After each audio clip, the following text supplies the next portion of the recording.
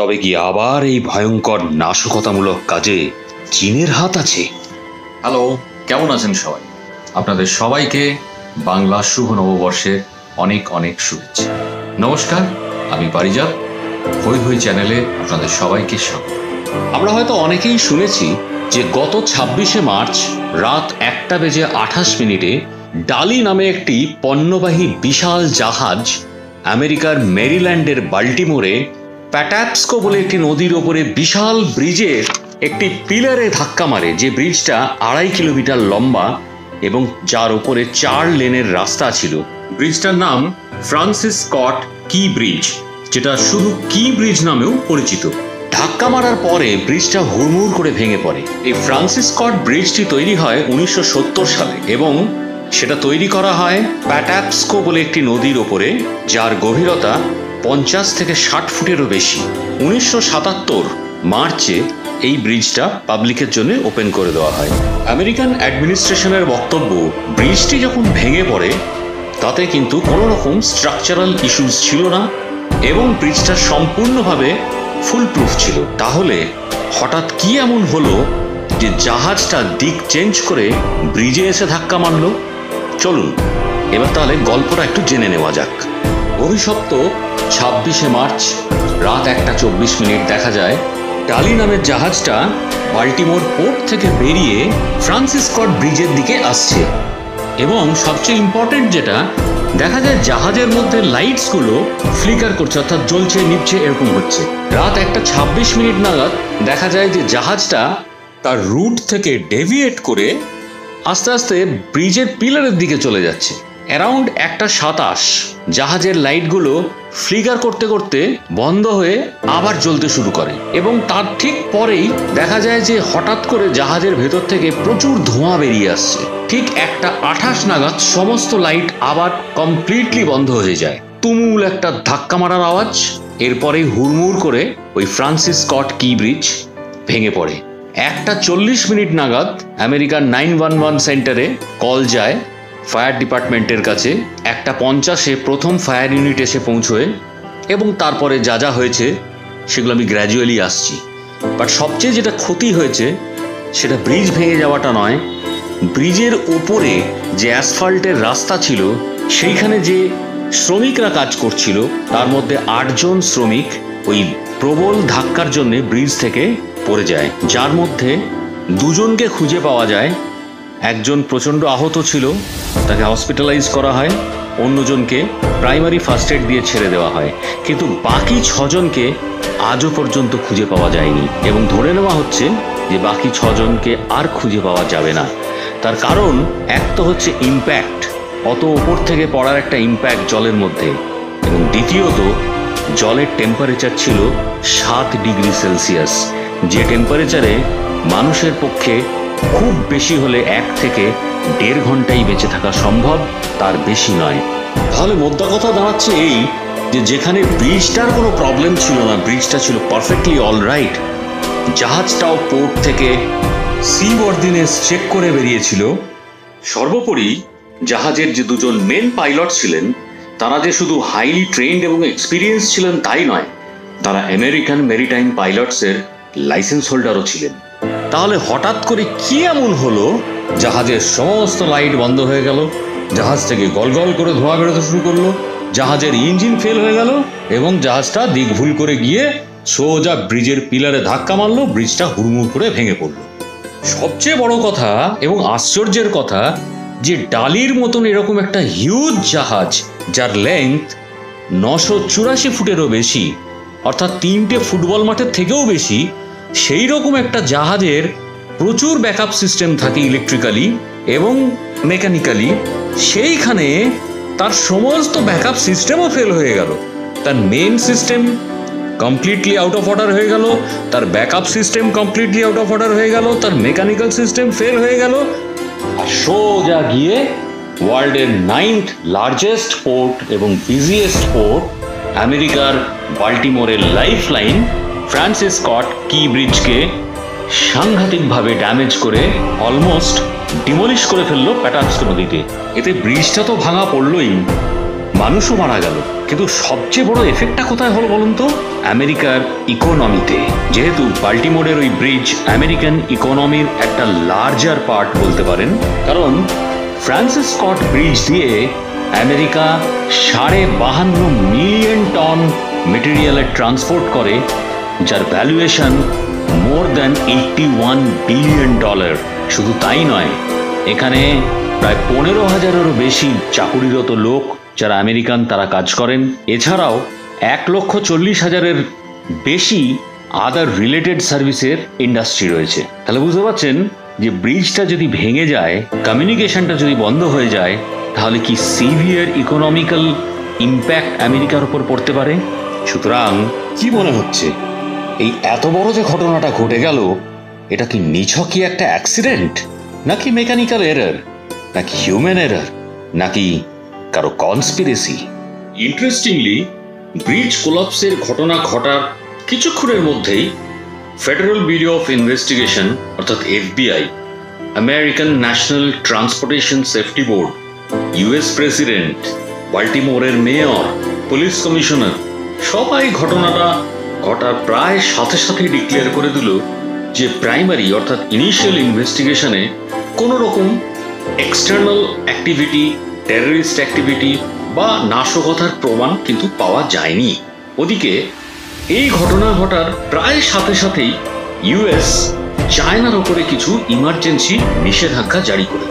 ফলে স্বভাবতই প্রশ্ন উঠল যে এক প্রকার বিনা অনুসন্ধানেই বাল্টিমোর ব্রিজ কোলাপসের মতন একটা সিরিয়াস এবং বিশাল ঘটনাকে ইন্টেনশনাল অথবা টেরর অ্যাটাক বা নাশকতার ঘটনা নয় বলার জন্য আমেরিকার এত তাড়াহুড়ো কেন?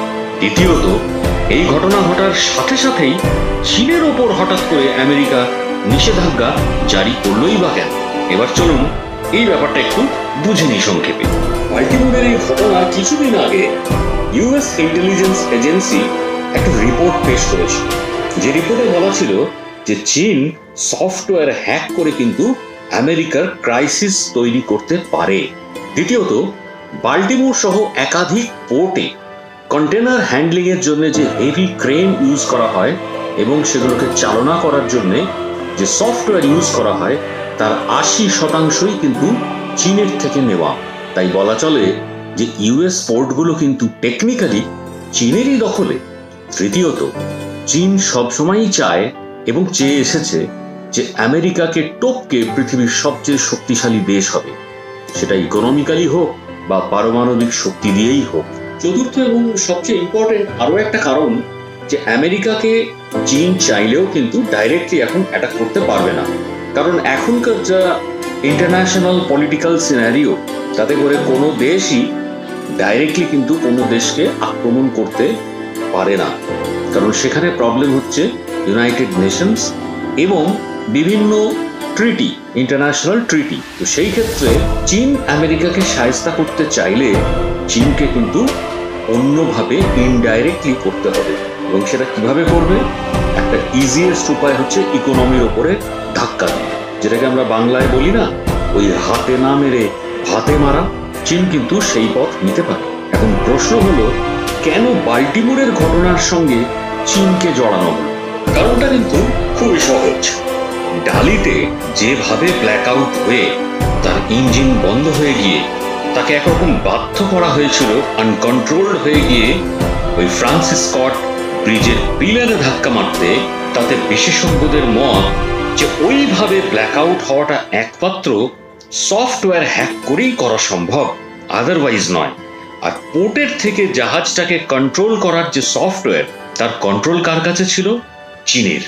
তাহলে জাহাজের সফটওয়্যার হ্যাক করার সুযোগ এবং মোটিভ কার হতে পারে? নিঃসন্দেহে চীনেরই হতে পারে।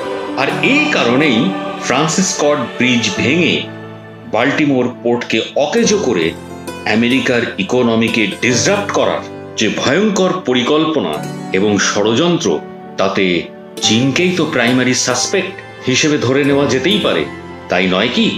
যদিও চীন সে কথা স্বীকার করে না। চীনের বক্তব্য, চীন যেহেতু প্রভূত উন্নতি করেছে, তাই চীনকে স্বভাবতই সন্দেহের কাঠগড়ায় দাঁড় করানোটাই কমন ম্যানের লক্ষ্য। ওরা তাই জন্য তাতে গা করে। আর আমেরিকাও ফুল প্রুফ এভিডেন্স ছাড়া চীনকে কিছু বলতেও পারবে না, কারণ দুজনেই তো ইকুয়ালি পাওয়ারফুল। শুধু তাই নয়, এই যে ষড়যন্ত্র বা এই যে কনস্পিরেসি থিওরি, এটাকে আরো স্ট্রং করেছে কে? আমেরিকা নিজেই। কিভাবে?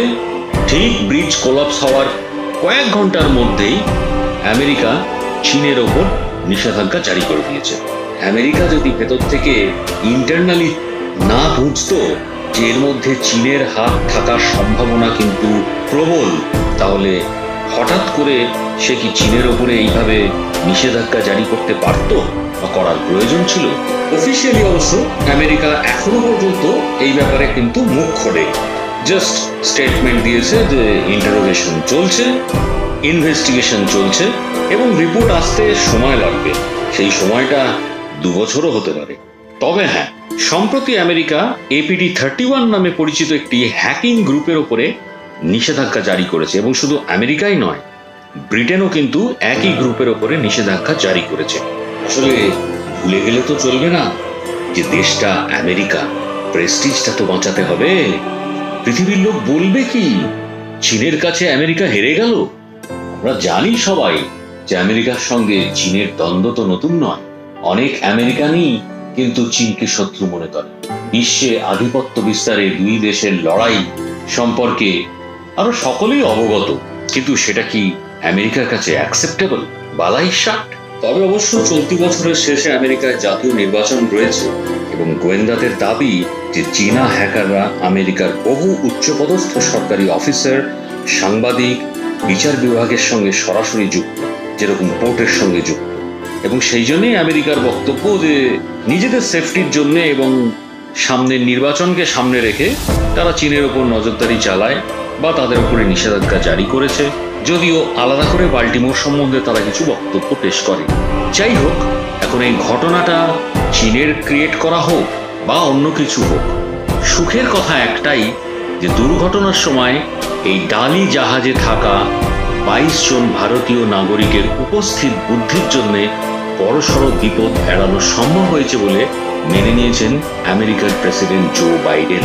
এবং ইনভেস্টিগেশনে দেখা গেছে যে কলিশনের ঠিক আগে জাহাজে থাকা যে 22 জন নাবিক, তাদের উপস্থিত বুদ্ধির জন্য তারা মে ডে ঘোষণা করতে পেরেছিলেন এবং মে ডে ঘোষণা করে ব্রিজের ওপরে যে 4 লেনের রাস্তা যেখানে ট্রাফিক ছিল সেটাকে ওনারা ইমিডিয়েটলি বন্ধ করতে বলেন এবং এই মেসেজ যাওয়ার সাথে সাথেই কলিশন হয়।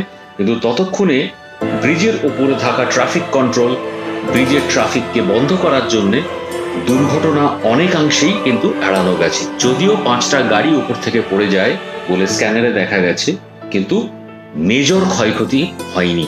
তো এই পুরো ঘটনার বিস্তৃত বিবরণ তো আমি বললাম আপনাদের।